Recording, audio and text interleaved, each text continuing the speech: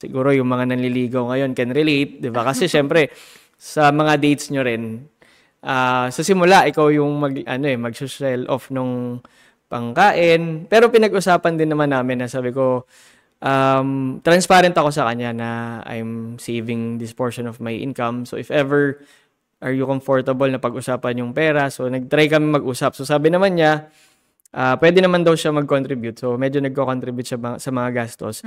Pero nag-slow down kasi syempre from being single na sarili mo lang iniisip mo. So save, save, save. Tapos nag-i-invest din ako a portion of my salary. Kasi yung naging boss ko rin back then, 2014, he introduced me into investing in stocks and funds or mutual funds din. So, nung nagka-girlfriend, medyo bumagal. Tapos 2018 kasi yung kasal namin eh. So, medyo nahati. Instead of just saving everything, may mga kailangan ka nang isettle for the wedding.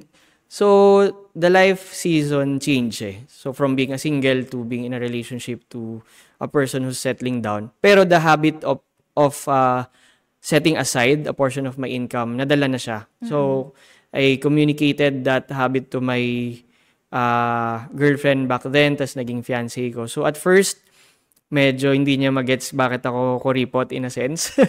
Pero, it made sense eh, along the way, especially when we are starting na sa pagplano sa wedding. Tapos, syempre, may kailangan kang bayaran ng mga suppliers. So, from spender to saver to investor. But then again, it depends on the life season talaga eh.